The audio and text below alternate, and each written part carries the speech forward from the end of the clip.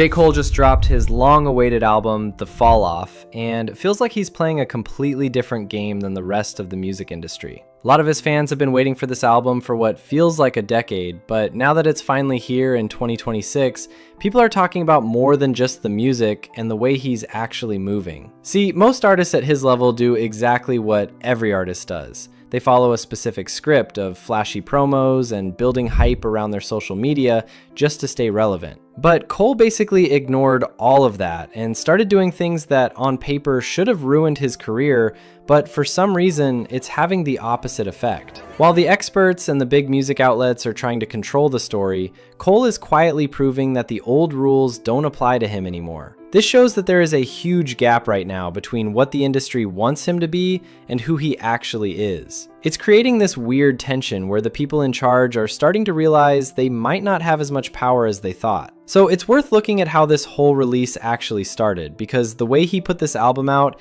definitely has more of a deeper meaning to it than what people thought. The way this actually started goes back way further than most people realize. J. Cole had been teasing the name The Fall Off for basically 8 years, all the way back to when he dropped KOD in 2018. It became this legendary thing in rap, an album everyone knew was coming, but nobody knew when. Then, on January 14th, 2026, he finally stopped the guessing games and put out this cinematic trailer that officially confirmed the title and set the date for February 6th. It wasn't just a basic announcement though. At the exact same time, he dropped a single called Disc 2 Track 2, which people started calling The Fall Off is Inevitable. That one song changed the whole energy because it hinted that this wasn't just a regular album, but a massive double disc project. As soon as the album dropped though, the internet basically split in two. On one side, you had the hardcore fans who were calling it his best work since 2014, Forest Hills Drive. Fucking time. This is a fire record. I like about fucking time, bro. But it just goes to show his pen. It just goes to show what he's capable of. This is where J. Cole wants to diss. This is when J. Cole truly feels the type of way, when it's personal, when it's raw. And man, did he unleash on this. People were really connecting with the emotional depth of the project, especially with it being a double album that looks at his life at 2 different stages. For a lot of listeners, it felt like the perfect way to end his career because it was so personal and didn't rely on big radio-friendly hits. But it's actually kind of funny when you look at how the professional music critics reacted to this album. What's up, Pop? I heard that record that you did that just dropped is fuck my bitch for check instead of escalating. I can't even hear that. Yeah, I was hoping you turned it off. Yeah, I don't want to hear I can't listen to it. I don't want to hear this shit. I feel like my problem. By now he said everything that he wanted to say and needed to say, and we could have closed this album and been off to the races. You'd think a guy like J. Cole, who's been a staple in the game for over a decade, would get at least some respect for his final project. But instead, big outlets like Pitchfork and The Guardian basically tried to trash it. Some of these ratings were surprisingly low, with Pitchfork giving it a 5.3 and others hovering around that same 5.5 out of 10 mark. They used words like bloated or sleepy and acted like the album was a disappointment before it even had a chance to breathe. It felt like the industry was trying to give Cole a rotten egg rating just because he didn't follow their usual hype and drama script. But here's the part where the industry starts to look really out of touch. Despite all those mid-reviews and the experts telling us it wasn't that good,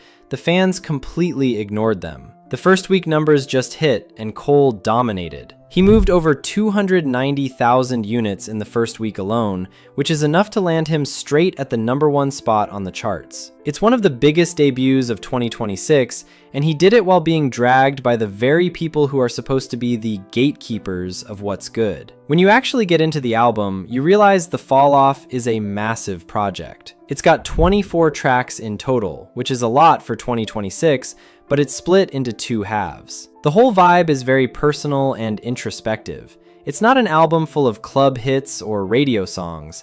Instead, it feels like Cole is just talking to you. The first half is more aggressive and hungry, reflecting on his life when he was younger and still trying to prove himself. The second half is much more soulful and calm, showing a man who has finally found some peace after all the years of fame. Most of the tracks are deep and full of emotion. For example, there's a song called Safety that's basically built around a voicemail from a friend back home, talking about loss and how life in his hometown has changed. Then you have I Love Her Again, where he treats hip-hop like an old girlfriend he's trying to win back. He even has a track called What If, where he raps from the perspective of Biggie and Tupac, imagining them finally making peace. The way J. Cole handled this rollout is probably the biggest middle finger to the modern music industry we've seen in years. Usually, when a rapper this big drops their final project, you see it everywhere.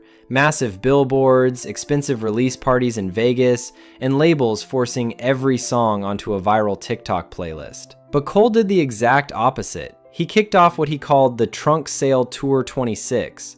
Instead of staying behind a velvet rope, he was physically pulling up at gas stations and college campuses in places like Greensboro and Atlanta, opening his trunk and selling copies of The Fall Off by hand. It wasn't just a marketing stunt either. He actually brought out his original Honda Civic, the same one he was driving back in 2007 before anyone knew his name. He even put a brand new engine in it just to make sure it could handle the trip. There was no massive stage or security team pushing people back. It was just Cole standing by his car, signing CDs, and talking to students like he was a local artist trying to move his first 100 units. He even invited some lucky fans to hop in the passenger seat of the Civic to listen to the new tracks while they drove around. This move is a huge deal because it completely bypasses the way the industry works now. Labels want everything to be digital and automated because it's easier to control, but Cole went back to that hand-to-hand energy of the mixtape era. By selling his music for $1 and looking people in the eye, he proved that his career isn't a byproduct of some corporate algorithm.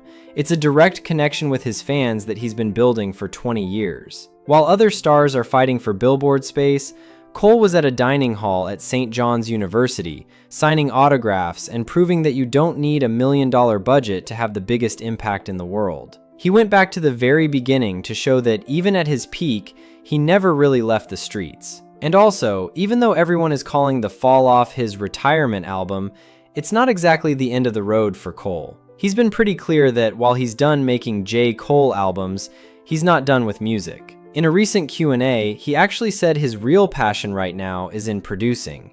He wants to go back to his roots, being behind the boards, making beats, and helping other artists build their own projects. It's kind of a full circle moment because when he first started, he used to call himself Therapist and was obsessed with production before he ever became a superstar rapper.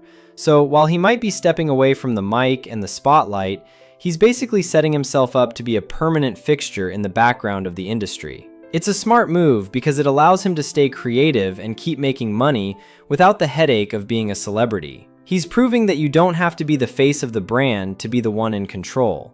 Cole isn't really retiring, he's just graduating to the next level where he can make the music he loves on his own terms. So while he might be stepping away from the mic and the spotlight, he's basically setting himself up to be a permanent fixture in the background of the industry. He's proving that you don't have to be the face of the brand to be the one in control. Cole isn't really retiring, he's just graduating to the next level where he can make the music he loves on his own terms.